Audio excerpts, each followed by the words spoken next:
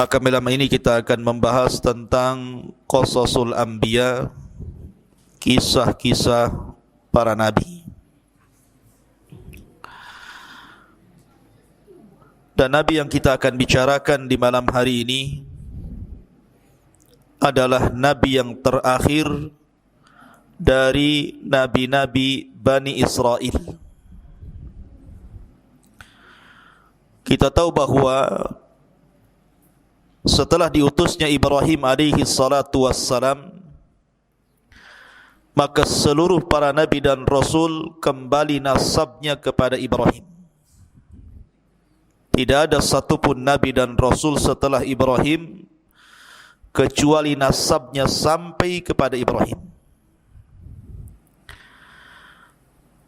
Dan ada nabi-nabi Arab, kemudian juga ada nabi-nabi Bani Israel. Adapun nabi-nabi Arab dimulai daripada Nabi Allah Hud alaihi salatu wassalam, kemudian Nabi Allah Saleh alaihi salatu wassalam, kemudian Nabi Allah Shu'aib, dan ditutup dengan kenabian dan kerasulan Muhammad sallallahu alaihi wasallam. Adapun nabi-nabi Bani Israel, maka jumlahnya ada fitnah yang lebih besar dibandingkan fitnah ini. Khuruju Dajjal, keluarnya Dajjal. Tidak ada fitnah yang lebih besar dibandingkan khuruju Dajjal. Makanya Nabi SAW mengatakan, kalau seandainya aku hidup dan Dajjal dimunculkan juga hari ini, aku yang akan membunuhnya. Tetapi kalau seandainya Dajjal itu keluar sementara aku sudah mati, maka kalian akan menghadapi Dajjal masing-masing. Kullu nafsin dha'iqatul maut. Maka setiap jiwa pasti mengalami kematian. Karena tidak ada yang bisa membunuh Dajjal kecuali seorang nabi. Maka Dajjal akan keluar sebagaimana sabda Nabi SAW, lan taqumas sa'atu hatta tarau qablaha 10 ayat.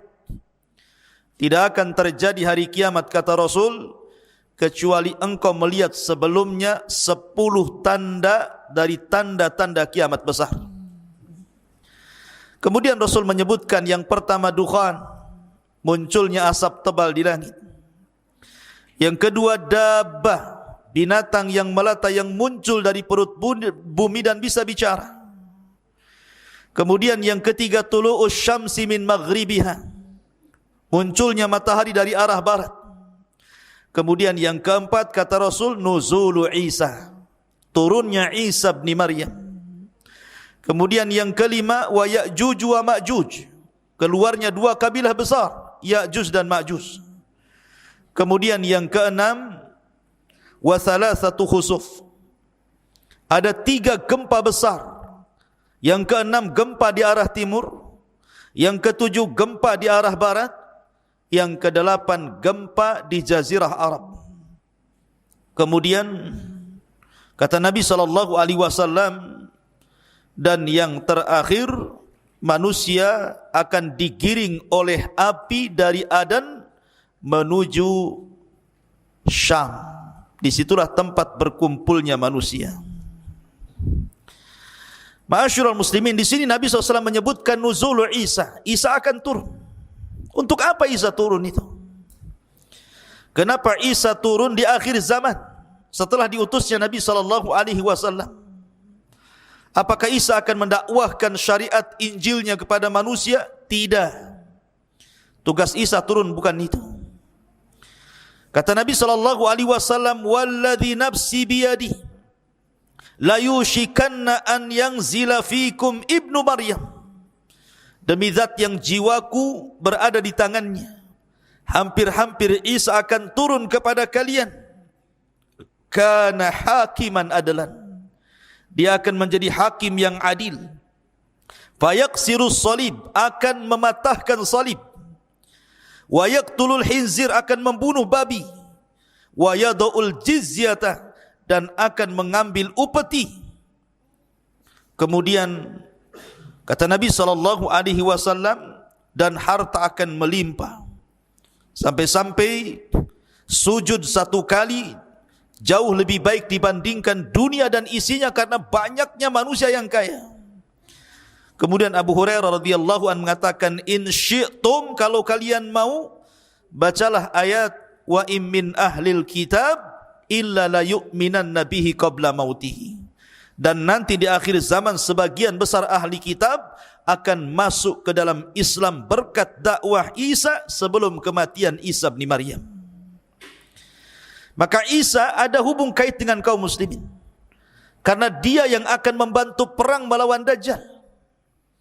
Ketika kaum muslimin dipimpin oleh Muhammad ibn Abdullah atau dikenal dengan Imam Mahdi melawan tentara Dajjal yang diikuti 70.000 orang-orang Yahudi Asfahan lengkap dengan atributnya, tidak sanggup melawan mereka.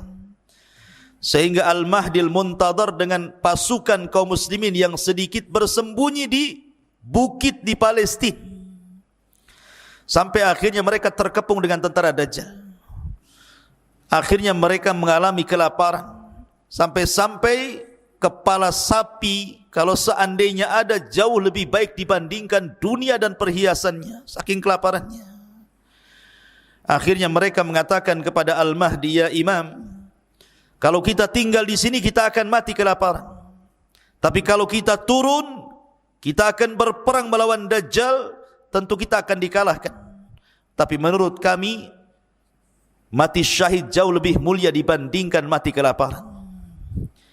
Akhirnya kemudian tepat di waktu subuh, mereka sudah mempersiapkan pakaian-pakaian besi mereka, siap turun dari bukit itu melawan tentara Dajjal. Mereka sudah pasrah apapun yang terjadi. Tiba-tiba di waktu setelah azan, langit gelap, tiba-tiba terang, kemudian Isa turun diapit oleh dua malaikat. Kemudian turun di tengah-tengah pasukan itu, awalnya di Menara Putih sebelah timur Damaskus. Kemudian menjumpai para tentara yang sedang bersembunyi di bukit bertepatan dengan salat subuh. Karena Imam Mahdi sudah tahu ciri-cirinya sebagaimana sabda Nabi SAW, maka kaum muslimin tahu itu adalah Isa bin Maryam. Maka Imam Mahdi mengatakan, taqaddam ya Ruhallah, silahkan kau jadi imam salat kami wahai Isa bin Maryam. Tapi Isa menolaknya dan mengatakan, setiap kaum ada pemimpinnya, engkaulah yang maju jadi imam. Maka Imam Mahdi pun menjadi imam. Kemudian Isa salat di belakang Imam Mahdi mengikuti syariat Rasul SAW. Selesai salat, maka Isa mempersiapkan pasukan dan siap memimpin mereka. Kemudian mengusap wajah-wajah mereka. Kemudian memberitahu derajat mereka di sorga. Kemudian Isa memberikan 3 pilihan kepada mereka. 1, kalau kalian mau, kalian tidak usah berperang. Aku akan berdoa kepada Allah, biar Allah mengutus pasukan yang bukan kalian, pasukan itu yang akan mengalahkan Dajjal dan para pengikutnya. Yang kedua, kalian tidak usah berperang.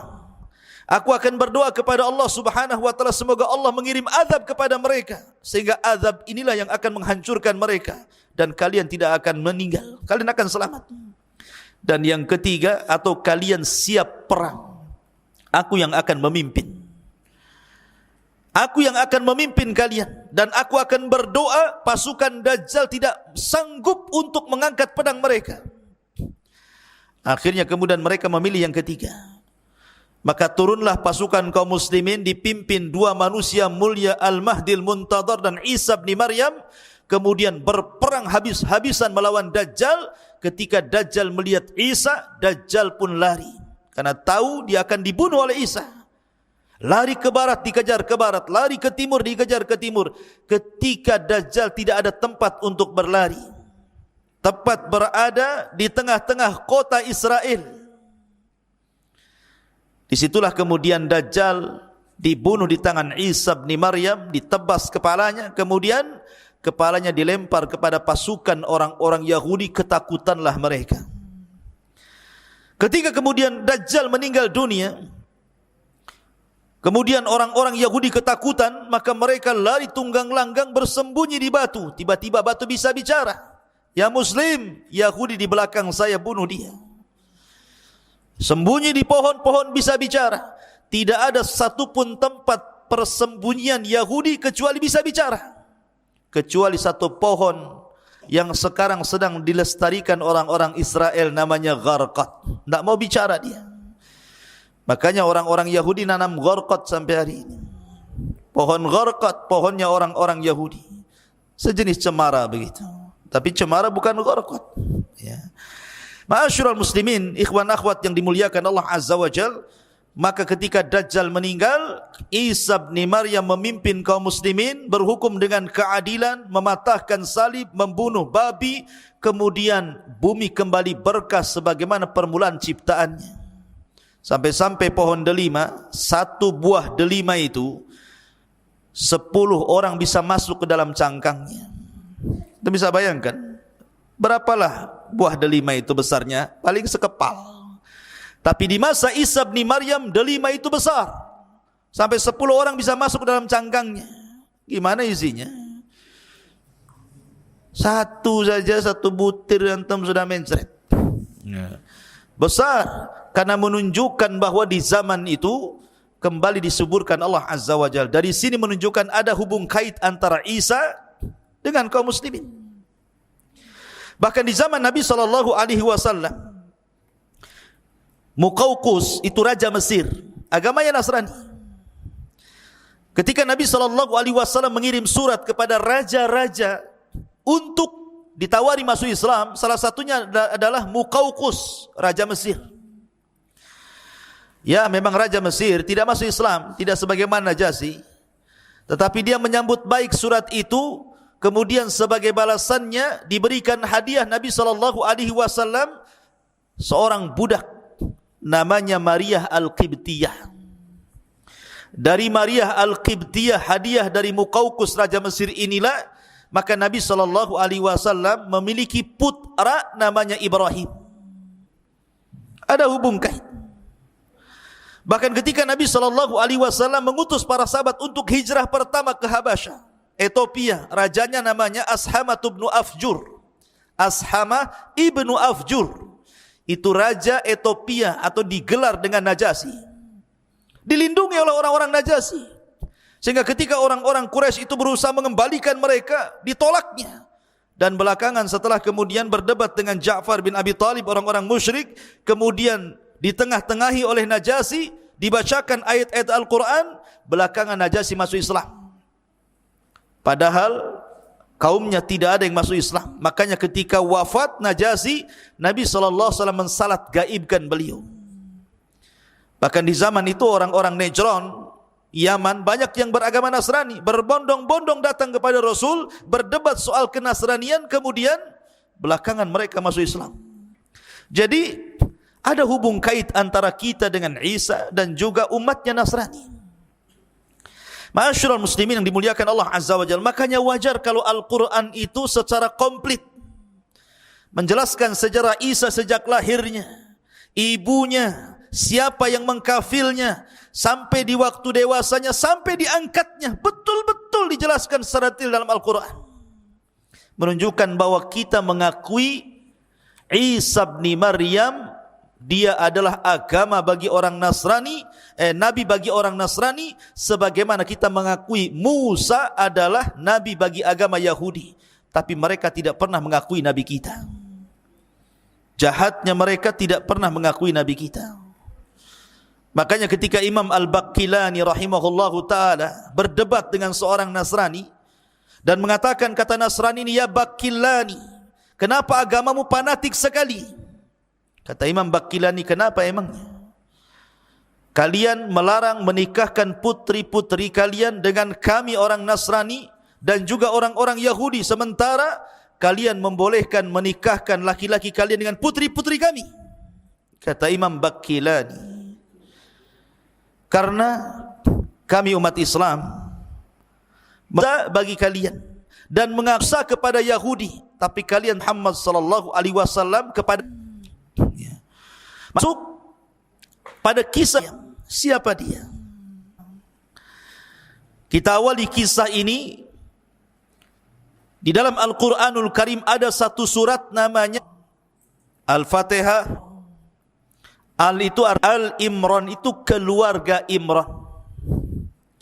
Penamaan Al-Imran itu, pertama Allah Subhanahu wa taala berfirman, wa idh qalat imra'atu Imran, dan ketika berkata istrinya Imran. Al-Imran 30. Yang ketiga, Allah astafa Adam.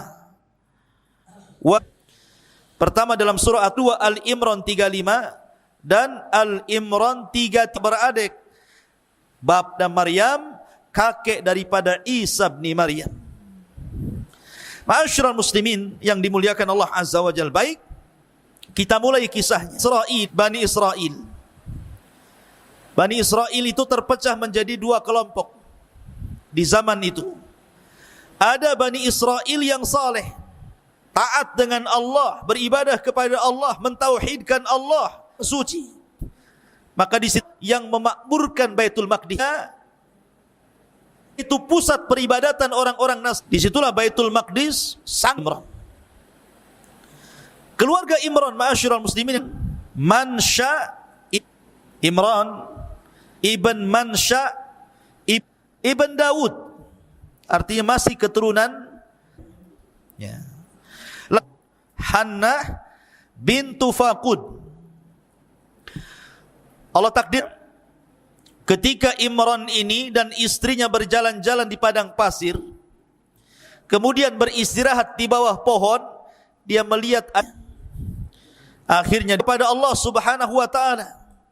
Di antara nazarnya dia mengatakan sebagaimana, wa idh qalat imra'atu Imran fataqabbal minni innaka antas samiul alim.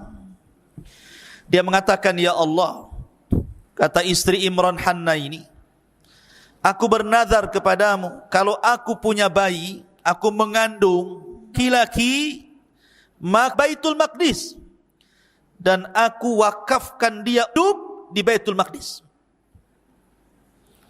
Itulah nazarnya. Tetapi Allah Subhanahu wa taala qalat rabbi inni wada'tuha untha.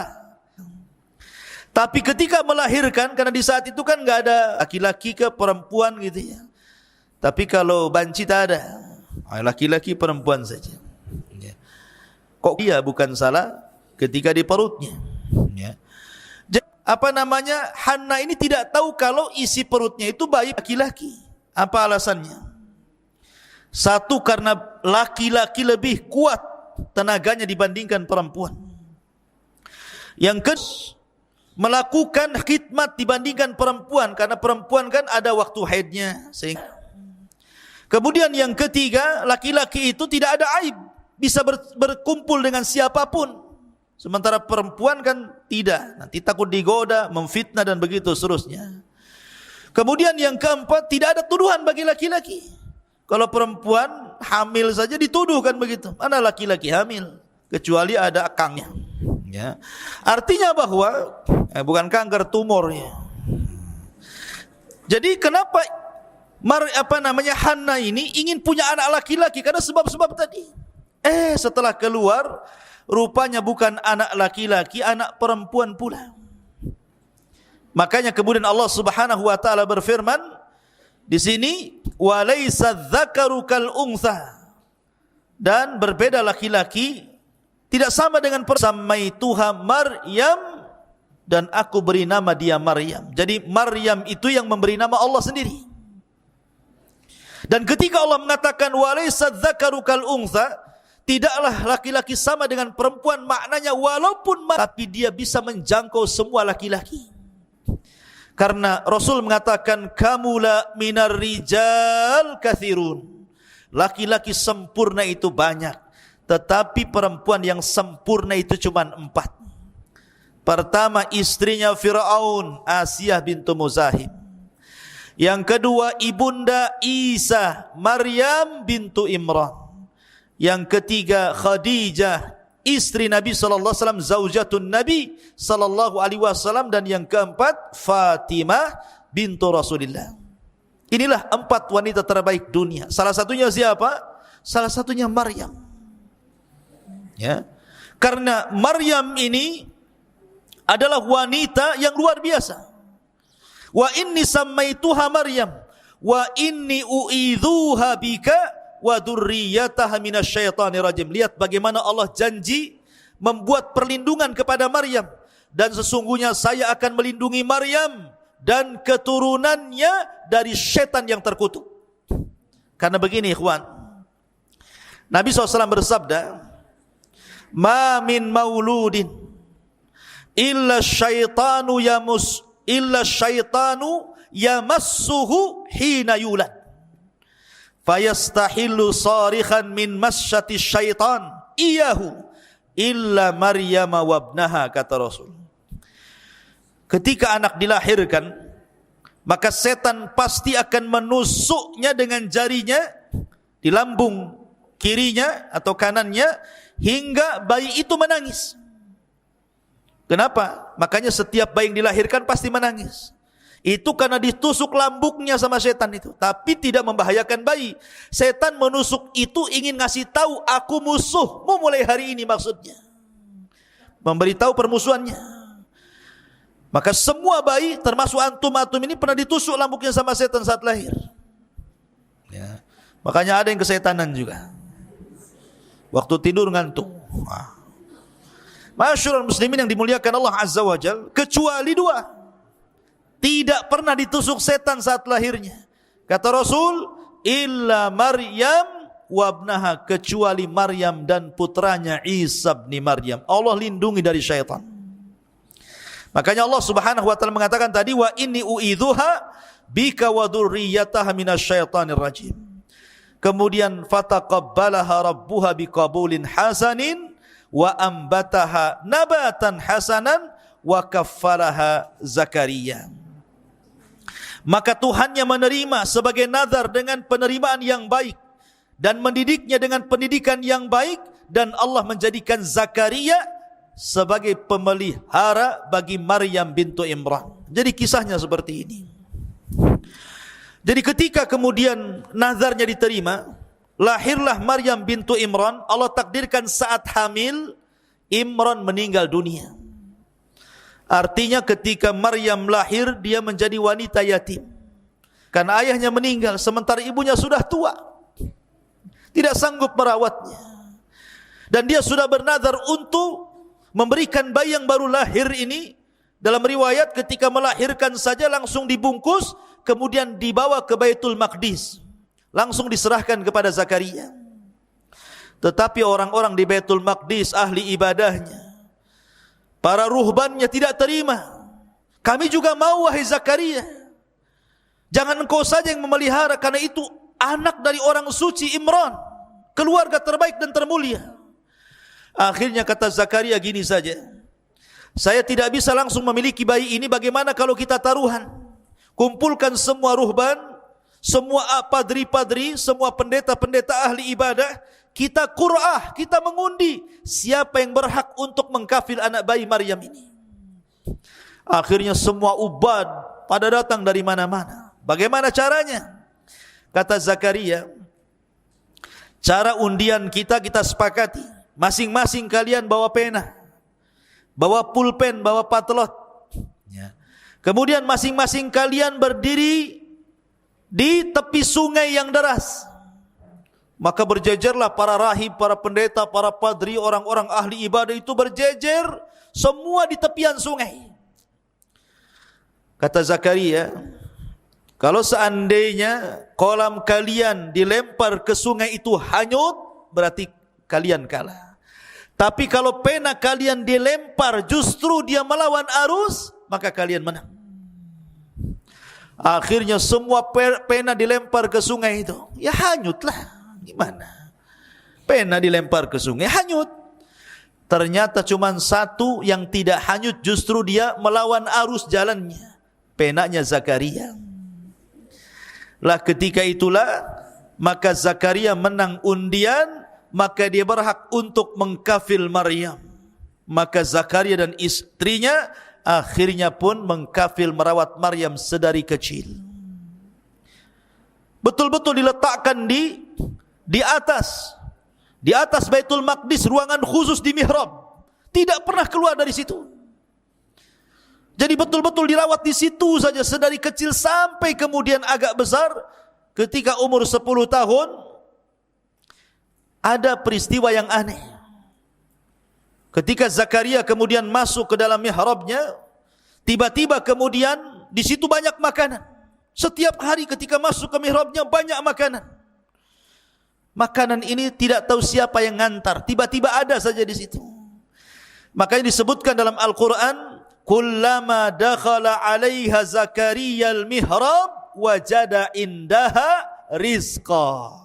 Setiap Zakaria masuk ke dalam ruangan tempat ibadahnya Maryam, banyak makanan di situ. Anehnya lagi, makanan yang tidak ada di musim panas ada pula di musim panas. Makanan yang tidak ada di musim dingin ada pula di musim dingin. Artinya makanan yang belum ada musimnya sudah ada pula di situ. Zakaria ini kan juga diuji oleh Allah. Sudah lama menikah, istrinya mandul, tidak punya anak. Tapi ketika melihat peristiwa itu, Zakaria berpikir, kalau Allah sanggup mendatangkan makanan di musim dingin ada di musim panas, makanan di musim panas ada di musim dingin, masa Allah tidak bisa memberikan rizki anak kepadaku? Maka dia terus berdoa. Akhirnya istrinya Zakaria pun hamil, lahirlah Yahya ibn Zakaria. Itu nanti kisahnya. Tapi yang jelas bahwa Maryam kemudian tumbuh menjadi wanita ahli ibadah, ruku, sujud, tidak ada hari-hari kecuali beribadah kepada Allah Subhanahu wa taala sampai akhirnya Allah Subhanahu wa taala menguji Maryam. Betul-betul diuji oleh Allah Subhanahu wa taala.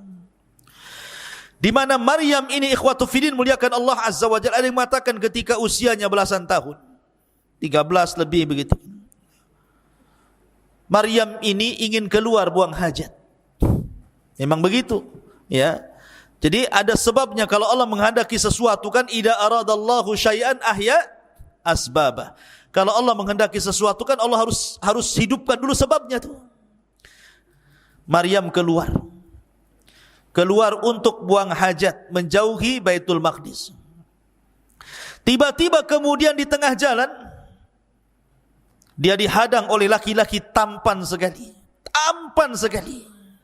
Laki-laki yang sangat putih, bersih, tampan, tiba-tiba menghadang Maryam. Allah Subhanahu wa taala mengatakan, "Wadhkur fil kitabi Maryam idzin tabadat min ahliha makanan syarqiyah." Ceritakan wahai Muhammad kisah Maryam di dalam Al-Quran ketika dia mengasingkan diri dari keluarganya ke tempat sebelah timur dari Baitul Maqdis. Fattakhadat min dunihi hijaba fa arsalna ilaiha ruhana fatamatsala laha basharan sawiyya. Lalu dia memasang tabir melindunginya pakai pakaian yang tebal, tidak kelihatan apapun kecuali matanya. Kata Allah, lalu kami utus ruh kami Jibril, kemudian disuruh untuk tasyakkul, menyerupai manusia yang sempurna, yang paling tampan. Tiba-tiba Jibril yang dalam bentuk manusia tampan itu menghadang Maryam. Lihat, Maryam tidak pernah melihat laki-laki di mihrabnya. Sekali diperlihatkan laki-laki tampan sekali. Kalau wanita di zaman sekarang langsung salaman. Hai, siapa namanya? Jomblo atau apa gitu. Tapi Maryam wanita suci. Dia mengatakan, qala inni a'udzu birrahmani minka in kunta taqiyya. Maryam mengatakan, sungguh aku berlindung kepada Allah, jauhi aku jika engkau orang yang bertakwa. Dia menjaga kesuciannya. Bukan kayak wanita sekarang pegang handphone cari pula pertemanan. Si Alan, si Awam, siapa namanya? Alan pula ya. Sebut-sebut. Ngapain cari-cari teman di Facebook? Kayak beli kecoa dalam karung itu namanya. Ma'asyiral muslimin yang dimuliakan Allah Azza wa Jalla, maka Jibril mengatakan, "Qa innama ana rasulu rabbik li ahabalaki ghulaman zakiyya. Jibril pun berkata, sesungguhnya aku hanyalah utusan Allah untuk menyampaikan anugerah kepadamu wahai Maryam, seorang anak laki-laki yang kelak akan disucikan Allah. Subhanallah. Ada yang mengatakan Isa bin Maryam ini memiliki beberapa nama. Ada yang mengatakan Isa, ada yang mengatakan kalimah, ada yang mengatakan Ruhul Qudus itu ya. Ada yang mengatakan Al-Masih. Jadi Isa itu punya 4 nama. Isa, kalimah, Al-Masih, Ruh. Itu nama Isa. Kenapa disebut kalimah? Kenapa disebut Al-Masih? Kenapa disebut Ruh? Karena kalimat itu Isa diciptakan sama dengan Adam, kun fayakun. Kalimat kun fayakun, jadi maka jadilah. Karena proses manusia itu ada yang diciptakan Allah tanpa ayah dan bapa, Adam alaihi salatu wassalam. Ada yang diciptakan tanpa ibu, Hawa. Ada yang diciptakan tanpa bapa, Isa bin Maryam. Ada yang diciptakan ada ibu bapa, antum semua ini. Ada ibu bapaknya. Jadi proses manusia ada 4 kan? Dan Allah katakan inna mathala Isa kamathali Adam. Permisalan Isa itu sama dengan Adam. Kalau Isa dikatakan dengan sebab dia tidak punya bapa kemudian dituhankan, Adam lebih hebat lagi, tidak punya bapa, enggak punya ibu, kenapa pula tidak dituhankan? Harusnya lebih dituhankan. Hawa hebat lagi, tidak ada ibu, diambil dari tulang rusuk Adam, harusnya lebih dituhankan. Maka Isa bukan Tuhan, sama dengan Adam, sama dengan Hawa. Ya. Jibril meniupkan ruh ke jaibnya, ke pesaknya Maryam. Kemudian ruh itu mengalir sampai masuk di kemaluan Maryam, kemudian jadi anak. Kun fayakun, jadi maka jadilah. Ada yang mengatakan, kata Ibnu Abbas radhiyallahu anhuma, bahwa kata Ibnu Abbas, kehamilan Maryam itu fi sa'atin wahidah, 1 jam saja sudah besar perutnya. Kayak dipompa bagai balon tuh. Langsung besar. 1 jam saja sudah jadi anak tuh. Itu kata Ibnu Abbas. Ada riwayat yang seperti itu. Ada yang mengatakan Isa dalam kandungan Maryam itu 9 ashur. Seperti pendapat Ibnu Katsir rahimahullahu ta'ala. Ya 9 bulan sama dengan bayi-bayi yang lainnya. Ada yang mengatakan 8 ashur, 8 bulan. Ada yang mengatakan 6 ashur, 6 bulan. Jadi ada yang mengatakan 1 jam, ada yang mengatakan 9 bulan, ada yang mengatakan 8 bulan, ada yang mengatakan 6 bulan, dan ada yang mengatakan 1 jam saja. Tetapi Ibnu Katsir merojehkan Maryam sama dengan wanita-wanita yang lainnya 9 bulan mengandung Isa bin Maryam.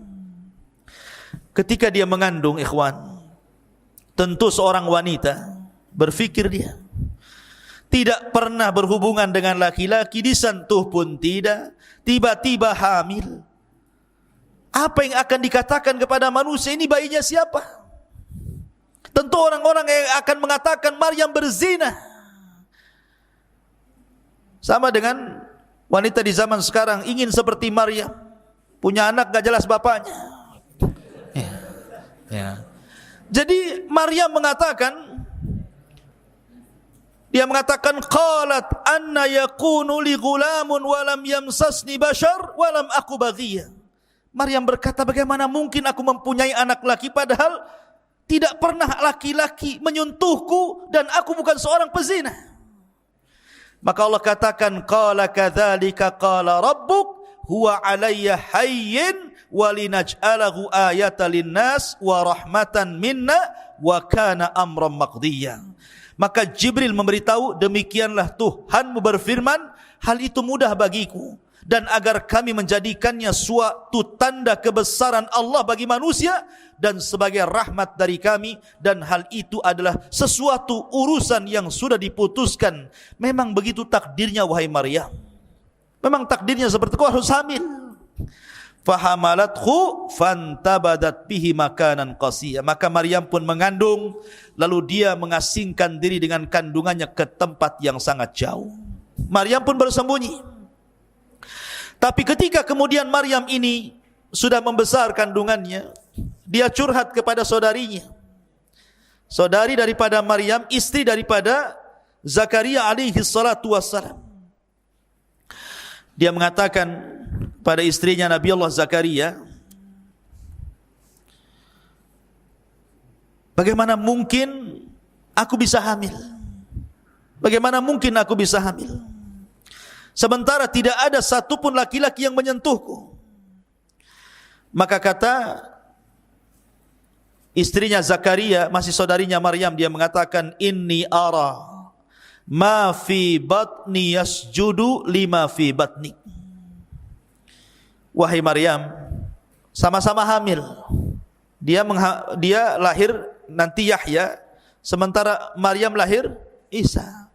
Kata istrinya Zakaria, sesungguhnya bayi yang ada di perutku sujud kepada bayi yang ada di perutmu, katanya. Ini ta'zim. Di zaman dulu boleh sujud seperti ta'zim, tapi syariat Islam tidak boleh. Sampai-sampai akhirnya ada orang soleh, sangat soleh, namanya Yusuf An-Najjar. Itu orang soleh yang hidup di Baitul Maqdis. Dia mikir bagaimana Maryam bisa hamil. Dia takut kalau orang-orang kemudian menuduh Maryam dengan tuduhan macam-macam, sementara Maryam sudah dikenal wanita suci kala itu. Akhirnya kemudian kata Yusuf An-Najjar berdialog dengan siapa? Dengan Maryam. Kemudian mengatakan kepada Maryam bintu Imran rahimahullahu ta'ala, ya Maryam, inni sa'iluki an amrin fala ta'tajili alayya. Wahai Maryam, saya ingin bertanya kepadamu tentang perkara, sebuah urusan, jangan tergesa-gesa jawabnya. Fala ta'tajili alayya, jangan tergesa-gesa jawabannya. Qalat, kata Maryam, apa itu? Kata Yusuf An-Najjar, hal yakunu qad syajaratun min ghairi hab. Maryam, adakah ceritanya pohon tumbuh bukan dari bijinya, tahu-tahu tumbuh saja? Wa hal yakunu zar'un min ghairi badrin, apakah ada semacam padi atau yang lainnya tiba-tiba tumbuh tanpa biji? Wa hal yakunu waladun min ghairi ab, ataukah ada seseorang anak lahir tanpa bapak? Maryam paham dengan pertanyaan itu. Tapi Maryam cerdas dan mengatakan, adapun perkataanmu, apakah mungkin pohon tumbuh tanpa ada biji dulu, ataupun mungkin padi-padian tiba-tiba tumbuh tanpa ada benih?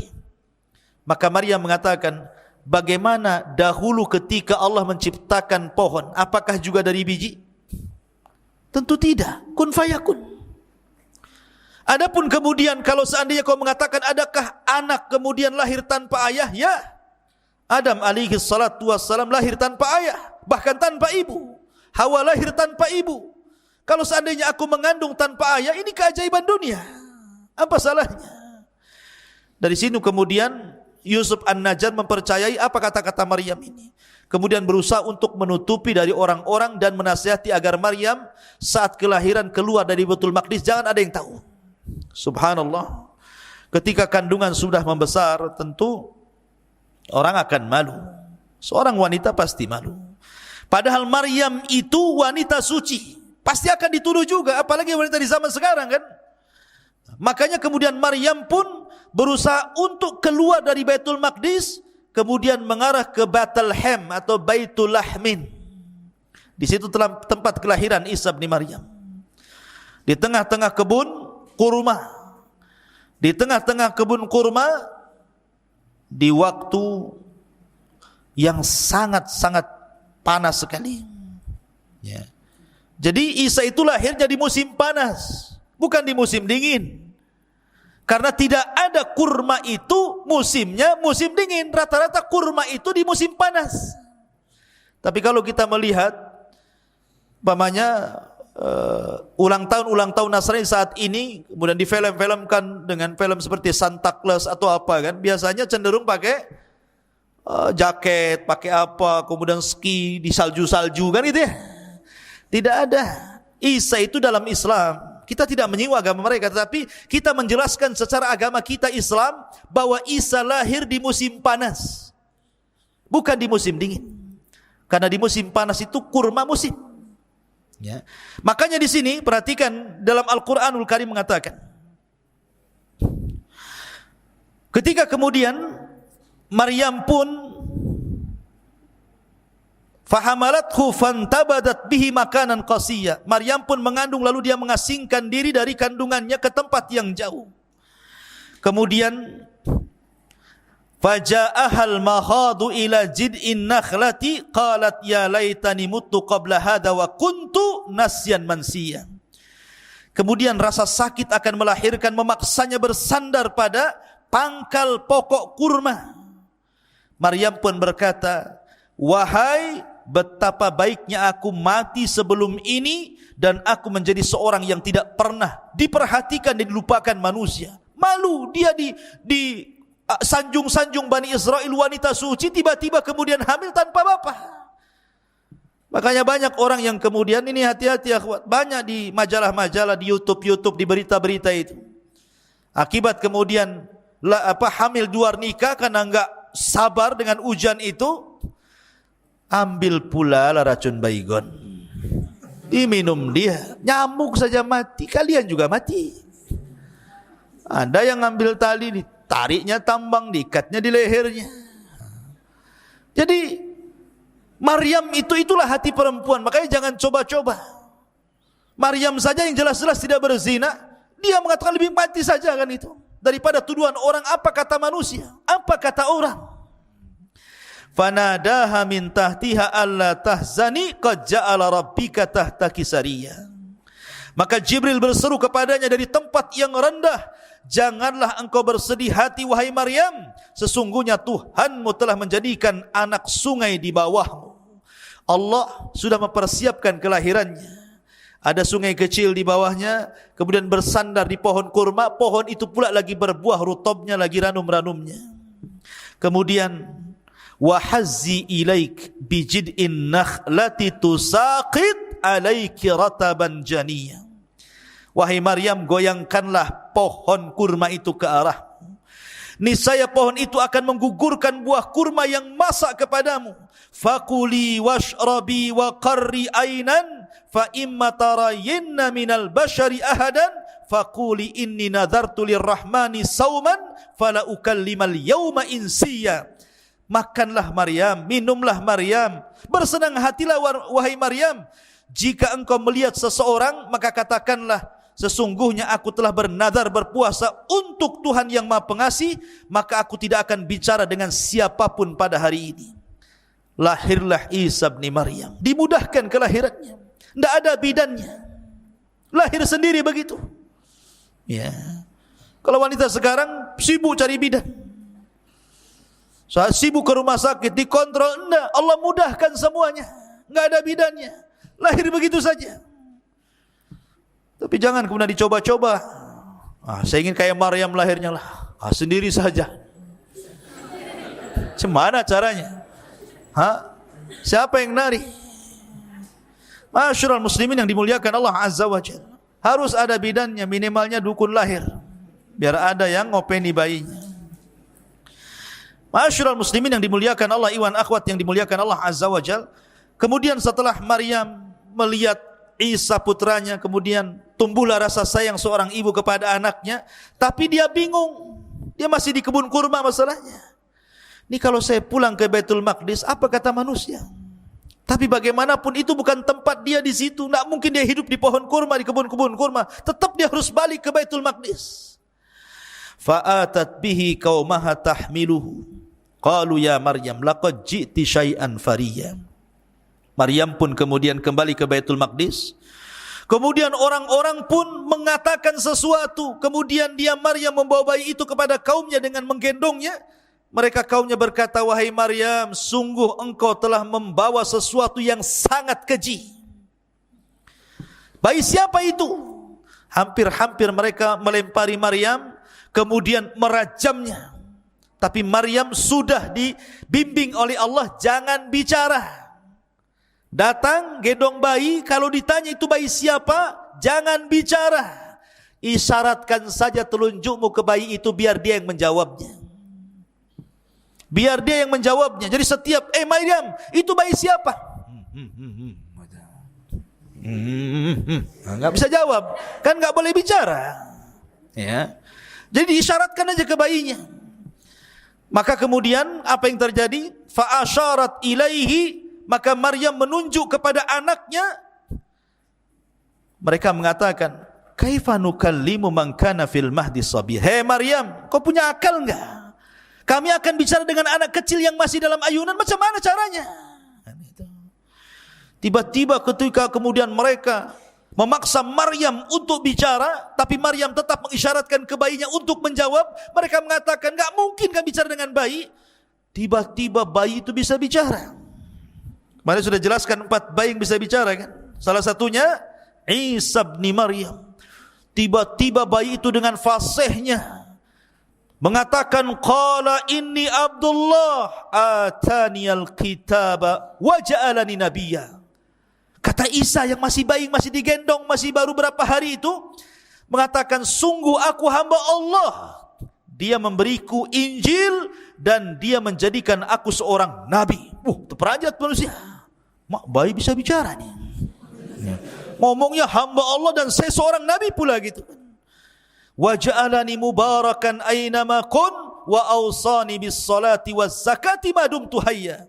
Dan dia menjadikan aku seorang yang diberkahi di mana saja aku berada, dan dia memerintahkan aku untuk melaksanakan salat, zakat selama aku hidup. Wa barram bi walidati wa lam yaj'alni jabbaran syaqiyya. Dan berbakti kepada ibuku, dan dia tidak menjadikan aku seorang yang sombong lagi celaka. Wassalamu alayya yauma wulidtu wa yauma amutu wa yauma ub'atsu hayya. Dan kesejahteraan semoga dilimpahkan kepadaku pada hari kelahiranku, pada hari diwafatkanku, dan pada hari aku dibangkitkan kelak oleh Allah Azza wa Jal. Dzalika Isa bin Maryam qaulul haq alladzi fihi yamtarun. Itulah Isa bin Maryam mengatakan perkataan yang benar yang mereka ragukan kebenarannya. Kagetlah orang-orang, Isa itu kok bisa bicara. Dari sinilah kemudian orang-orang yang baik-baik ini kan karena bicara dengan orang-orang baik masalahnya, yang ada di Baitul Maqdis. Bukan orang-orang jahat. Kalau ketahuan orang Yahudi sudah dibunuh Isa sejak kecil. Makanya kemudian mereka pun berusaha untuk menyembunyikan Maryam dan putranya. Disuruh hijrah ke Mesir. Hijrah ke Mesir. Kemudian setelah hijrah ke Mesir, ketika usia Isa itu sudah 13 tahun, balik lagi ke Baitul Maqdis. Dan orang-orang pun sudah melupakan kisah dulu, karena sudah 13 tahun masalahnya. Disinilah Allah subhanahu wa ta'ala tampakkan kepada Isa bin Maryam banyak mukjizat yang disaksikan manusia sedari kecil sampai diangkatnya menjadi Nabi dan Rasul. Jadi suatu ketika, jadi kelahirannya saja sudah mukjizat sebenarnya. Jadi Isa itu sendiri mukjizat dalam perut Maryam, lahirnya juga mukjizat. Ya. Jadi suatu ketika namanya anak-anak, kemudian main-main sama anak-anak, lainnya antum main-main sama kawan-kawan antum. Kemudian Isa pun menebak, di kulkas rumahmu itu pasti banyak buah-buahan. 1 ada nangka, 2 ada durian, 3 ada ini, 4, 5 ikan asin juga ada di situ, umpamanya. Ditebak-tebak gitu kan. Jadi anak ini pulang, betul pula di rumahnya ada makanan yang disebutkan Isa. Yang ini juga sama, pulang ke rumah kok betul gitu kan. Maka orang-orang menyangka Isa itu membawa sihir. Tetapi itu bukan sihir, itu mukjizat dari Allah subhanahu wa ta'ala. Terkadang Isa ini main-main, ambil tanah, kemudian dikual-kual, dibuat kepala burung, sayap burung, kemudian kaki burung, ditutup. Hidup burung itu, terbang coba. Bayangkan. Bangga hebat itu. Main-main anak kecil, ya, ambil buah burung ditiup, tahu-tahu terbang burung itu kan, luar biasa, ini mukjizat. Ya. Coba kalau antum ambil tanah buat burung ditiup 1000 kali, tetap saja ya tanah ya tanah. Ya, yang ada kemudian burungnya bawa pete karena habis makan pete ditiup-tiup terus. Jadi intinya bahwa Isa dari kecil sudah ditampakkan itu.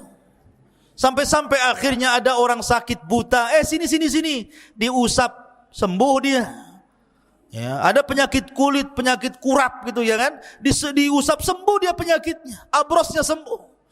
Jadi Isa bisa mengobati, sampai akhirnya ada kasus, ada orang meninggal, kemudian orang mengatakan carilah Isa, kasih tahu siapa pembunuhnya, hidupkan dia lagi katanya. Akhirnya dia datang diusap karena izin Allah hidup. Siapa yang bunuh kau? Si Anu. Oh, itu sudah.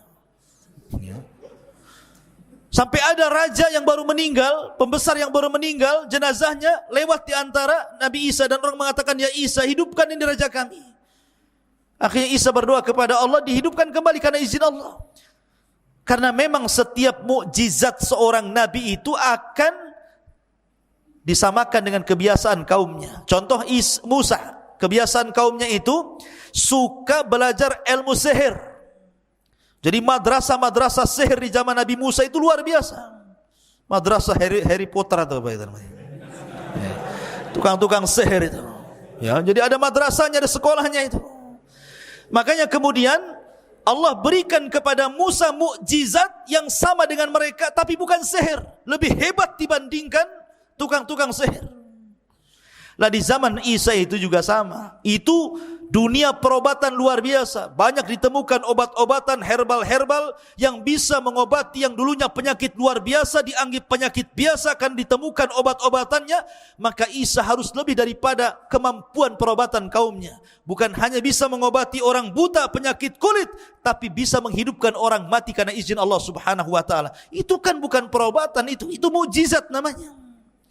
Tetapi ikhwatu fiddin yang dimuliakan Allah Azza wa Jalla, tetap saja jangankan Bani Israel yang kufur, yang melawan dan menentang dakwah Nabi Isa bin Maryam, orang-orang Hawariyun, qala man ansari ilallah, qala al-hawariyuna nahnu ansarullah. Orang-orang Hawariyun itu jumlahnya 12 orang.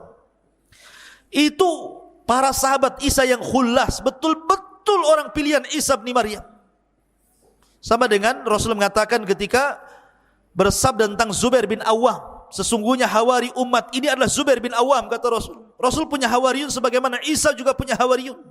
Rasul punya sahabat-sahabat pilihan seperti 10 orang yang dijanjikan masuk surga, al-asyaratul mubasyiruna bil jannah. Jadi orang-orang hawariyun ini ketika Isa bin Maryam diangkat menjadi nabi dan rasul, kemudian mendakwai orang-orang dan banyak yang kemudian mengikuti Isa, maka orang-orang Hawariyun menyaksikan bagaimana mukjizat tampak di hadapan mereka. Tapi masih juga kemudian mereka terkadang minta yang aneh-aneh kepada Isa. Sampai suatu ketika difirmankan oleh Allah, wa id auhaitu ilal hawariyin, ketika kami wahyukan kepada hawariyin. Di sini an aminu bi wa bi rasuli, untuk beriman denganku dan dengan rasulku. Qalu amanna washhad bi anna muslimun, kami beriman, saksikan ya Allah kami termasuk orang-orang yang berserah diri. Di sini dimulainya, idz qala al hawariyun ya Isa ibn Maryam hal yastati'u rabbuka an yanzila alaina ma'idatan minas sama, atau yunzila alaina ma'idatan minas sama, qala ittaqullah in kuntum minal mu'minin. Mereka mengatakan, ya Isa, apakah engkau bisa menyuruh Rabbmu untuk menurunkan kepada kami makanan dari langit? Ini yang ngomong Hawariyun, orang-orang pilihan Isa, bukan orang-orang luar. Orang-orang yang ahli ibadah, orang yang taat kepada Allah, dan orang yang sangat dekat dengan Isa. Mereka mulai bicara seperti umat sebelumnya, Bani Israel yang di zaman Nabi Musa yang suka degil itu. Mulai lagi dia muncul degilnya itu. Dia mengatakan, ya Isa, kami bukan tidak beriman kepadamu, tapi biar tenanglah hati kami. Kalau coba sekali-kali kau turunkanlah makanan itu, minta kepada Tuhanmu biar makanan itu dari langit saja turun. Sekali-kali kita pengen makan dari langit, bukan dari warung. Ya. Akhirnya kemudian qalu nuridu an na'kula minha, kami ingin makan darinya. Wa natma'innu qulubuna, agar kami tenang hatinya. Sampai kepada Isa kemudian mengatakan, qala Isa ibn Maryam Allahumma rabbuna anzil alaina ma'idatan minas sama nakunu lana idan li awwalina wa akhirina. Dalam riwayat Isa mengatakan baik, tapi syaratnya kalian harus puasa 30 hari. Berpuasalah 30 hari mereka. Setelah puasa mereka lapar. Ya Isa, tolonglah datangkan makanan dari langit, kami sudah lapar ini. Maka Isa pun berdoa, ya Allah, turunkan kepada kami makanan dari langit, dan kami akan jadikan itu Id bagi yang awal-awal dan akhir. Ini yang pertama dan terakhir, kata Isa. Warzuk wa anta khairur razikin. Berikan rizki kepada kami dan engkau sebaik-baik pemberi rizki. Tapi apa kata Allah? Baik, inni munazziluha alaikum. Saya akan turunkan makan itu untuk kalian. Faman yakfur ba'du minkum fa inni u'adzibuhu azaban la yu'adzibuhu ahadan minal alamin. Nanti siapapun yang kufur setelah ini, ku azab dia dengan azab yang tidak pernah dirasakan siapapun di alam semesta ini. Ketika mendengar itu, ketakutan tuh Bani Israel. Tapi kadang mereka sudah minta dan akan dikabulkan. Ternyata kalau mereka sampai kufur setelah kejadian ini, setelah mereka makan makanan itu, akhirnya mereka dapat ancaman azab. Ketika betul-betul turun itu, banyak sekali itu makanan itu. Cukup untuk Bani Israel itu makan banyak sekali macam-macam makanan. Orang-orang Hawariyun yang meminta itu justru ketakutan makan. Kemudian melihat saja dari jauh. Sampai akhirnya datanglah manusia fuqara wal masakin dari mana-mana. Akhirnya menyerbu makanan itu. Kemudian barulah mereka ikut makan. Subhanallah. Setelah makan, rupanya makanan itu obat. Yang setruk jadi waras, yang asam urat hilang asam uratnya, yang kolesterol hilang kolesterolnya, yang pincang jadi tegak jalannya. Pokoknya jadi obat semuanya.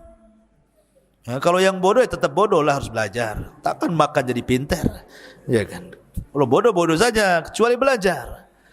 Ya, Ma'asyiral muslimin yang dimuliakan Allah Azza wa Jalla. Akhirnya kemudian setelah kejadian itu mereka tidak minta lagi. Peristiwa-peristiwa seperti ini timbullah hasad kepada orang-orang Romawi. Karena ketika itu Palestina dikuasai oleh Romawi, oleh orang-orang Romawi. Dilaporkanlah kepada sang raja Romawi bahwa ada orang yang semakin hari semakin banyak pengikutnya, dikhawatirkan lama-lama banyak pengikutnya dan akan menumbangkan anda wahai sang raja. Wah, dikompor-kompori. Akhirnya sang raja pun emosi. Siapkan pasukan, tangkap orang itu, yang buat gaduh itu tangkap, maksudnya Isa bin Maryam. Maka dikirimlah banyak pasukan mencari Isa. Isa pun bersembunyi bersama 12 orang Hawariyun. Ada yang mengatakan bahwa yang membocorkan tempat persembunyian adalah salah satu dari Hawariyun itu sendiri. Lihat. Luar biasa. Akhirnya kemudian ketika Isa sudah merasakan, Jibril sudah tahu bahwa tentara sudah tahu tempat persembunyiannya, mereka tidak mungkin bisa lari dari situ dan pasti akan dibunuh. Isa pun berpesan kepada Hawariyunnya. Apa pesan Isa bin Maryam? Kata Isa kepada Hawariyunnya, wahai Hawariyun, man arada minkum an yakuna aqrabu minni fil jannah yulqa alaihi syabahi wa yujadu makani wa yu'khadu makani fayuqtal fayakunu rafiqi fil jannah. Kata Isa, siapa di antara kalian yang ingin kedudukannya dekat denganku di sorga, maka Allah akan samakan wajahnya dengan wajahku, maka dia akan menduduki tempatku, kemudian akan dibunuh, maka dia akan menjadi temanku di sorga. Siapa di antara kalian? Tidak ada yang mau, karena jelas mau dibunuh masalahnya. 12 orang ini. Tiba-tiba yang paling kecil usianya bangkit, saya wahai Isa, katanya. Isa enggak mau yang paling kecil, diulang lagi kalimat itu. Tetap dia lagi. Baik, karena kau sudah memilih hal itu, maka aku akan berdoa kepada Allah, wajahmu agar mirip dengan wajahku. Maka Allah Isa pun mengusap wajahnya dengan izin Allah, miriplah wajahnya. Maka sebelum Isa naik ke langit, ditidurkan dan diangkat ke langit, maka Isa berpesan kepada yang masih setia itu, berdakwalah kau ke masing-masing daerah. Jangan satu daerah berpencar kemana-mana. Dakwahkan ajaranku kepada mereka. Tauhidkan manusia. Sembahlah Allah. Jangan menyekutukan Allah macam-macam. Maka ketika kemudian orang-orang yang disuruh satu persatu lari, Isa tinggal sendiri dan orang yang diserupakan tadi, maka Isa pun Allah tidurkan. Setelah itu Allah Subhanahu wa taala angkat ke langit. Lah ketika Isa diangkat ke langit, maka pasukan datang menangkap orang yang diserupai itu. Kemudian diarak, kemudian disalib, kemudian dibunuh, Kemudian orang-orang Yahudi mengatakan, qatalna Isa ibn Maryam, kami sudah membunuh Isa ibn Maryam. Maka Allah bantah, wa ma qataluhu wa ma sallabuhu walakin syubbiha lahu bal rafa'ahu Allahu ila sama, kata Allah. Isa tidak dibunuh, Isa tidak disalib, bahkan Isa diserupakan, bahkan Isa diangkat ke langit. Dan nanti akan turun di akhir zaman untuk membunuh Dajjal, mematahkan salib, membunuh babi, berhukum dengan hukum keadilan, dan akan membalikan keberkahan di alam semesta sampai akhirnya Allah wafatkan Isa bin Maryam di akhir zaman. Ketika Isa diangkat ke langit, ibunya bersedih. Ibunya tahu ini anaknya Maryam ini, bersedih. Bagaimana mungkin anakku disiksa dan disalib, karena dia tidak tahu kalau Isa itu diangkat. Dia sangka bahwa itu adalah ibn Maryam. Maryam pun menangis sepanjang malam. Akhirnya Allah Subhanahu wa taala memberitahu Maryam bahwa putranya diangkat ke langit dan kondisinya baik-baik. Dari situ akhirnya barulah kemudian Maryam bintu Imran meninggal dunia. Ada yang mengatakan kalau versi mereka, versi orang-orang di luar Islam, bahwa Maryam pun diangkat setelah meninggal, diangkat ruh dan jasadnya ke langit. Tetapi pendapat yang kuat, sebagaimana disebutkan dalam tafsir ataupun dalam Al-Bidayah wan Nihayah, ada yang mengatakan bahwa Maryam bintu Imran dikubur di Palestina, dan ada yang mengatakan di pohon Zaid, ya, di Madinah Al-Quds. Maryam dikuburkan di situ, tapi Isa bin Maryam tidak diwafatkan tapi diangkat ke langit, dan ini akidah Al-Quran dan akan diturunkan di akhir zaman dan kelak meninggal setelah membunuh Dajjal, dan dia satu di antara tanda-tanda alamat kiamat yang besar. Inilah di antara kisah Isa ibnu Maryam.